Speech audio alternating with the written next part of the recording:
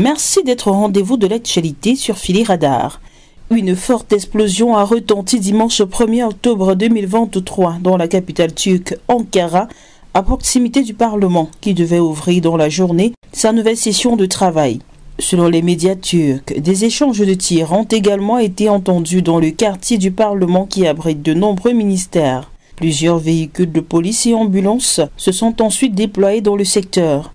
D'après le ministre de l'Intérieur turc, Ali Yerlikaya, sur X, vers 9h30 voire 8h30 heure française, 2 terroristes se sont rendus avec un véhicule utilitaire devant le portail d'entrée de la Direction générale de la sécurité de notre ministère de l'Intérieur et ont commis un attentat à la bombe. L'attaque qui a fait 2 blessés légers parmi les policiers a été perpétrée par des hommes dont l'un s'est fait exploser et l'autre a été abattu d'une balle dans la tête, a précisé le ministre de l'Intérieur Ali Yerlikaya lors d'une déclaration à la presse à la mi-journée devant son ministère.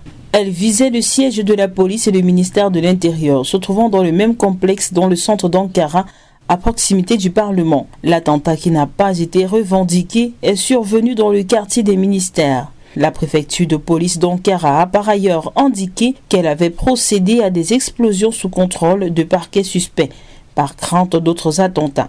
De son côté, le parquet général d'Ankara a annoncé l'ouverture d'une enquête. Il a aussi demandé à tous les médias turcs, en particulier les télévisions, de cesser de diffuser des images de lieux de l'attentat.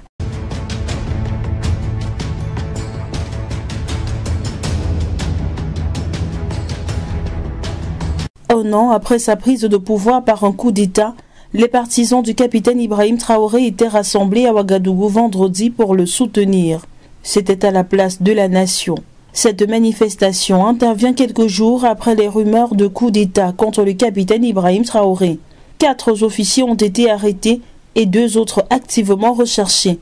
Organisée par la coordination des organisations de la société civile, la mobilisation était notamment axée sur le projet de nouvelle constitution envisagé par le capitaine Traoré. Vendredi, le capitaine a déclaré qu'il prévoyait un changement partiel de la constitution du pays, affirmant à la télévision d'État que le texte actuel reflétait l'opinion d'une poignée de personnes éclairées au détriment des masses populaires.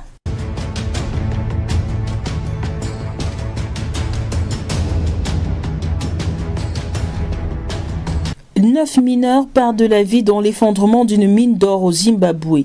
Le drame est survenu vendredi près de Chegutu, à environ 120 km de l'ouest de la capitale du Zimbabwe, Harare. Selon l'information relayée par les médias, au moins 9 mineurs ont été tués. 4 corps ont été récupérés et 5 autres mineurs restaient piégés sous les décombres, a affirmé la présidente de la Fédération des mineurs du Zimbabwe, Henrietta Rochwaya. D'après Hussein Firi, ingénieur de la mine, nous sommes convaincus qu'ils sont tous morts, a-t-il dit. La récupération des corps était cependant une tâche extrêmement difficile en raison du risque constant d'effondrement de la mine. Chaque tentative de sauvegarde mettait en danger la vie des secouristes.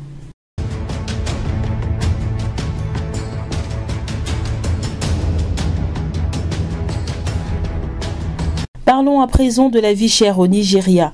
Le président Bola Tinubu annonce une augmentation du salaire des travailleurs.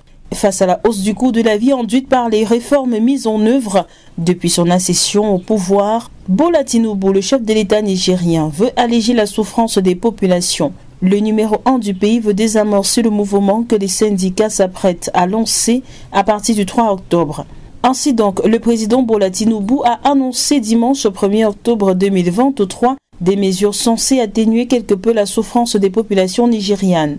En effet, depuis la suspension des subventions de carburant, le prix du précieux liquide a triplé à la pompe, l'inflation a grimpé pour être de 25%. La libéralisation de la monnaie nationale, le Naira, qui a débouché sur une forte dévaluation, est venue aggraver les difficultés des Nigériens. La situation est telle que les 2 plus grands syndicats du pays, le Nigerian Labour Congress et le Trade Union Congress, ont annoncé une grève générale illimitée à partir du 3 octobre. C'est justement pour dénoncer ce mouvement que le président Tinubu a fait son annonce dimanche. Les mesures prévues sont de 2 ordres. Il s'agit d'une part d'augmenter de 25 000 naira par mois le salaire minimum des employés les moins bien payés. Cette mesure sera mise en œuvre après discussion avec les syndicats.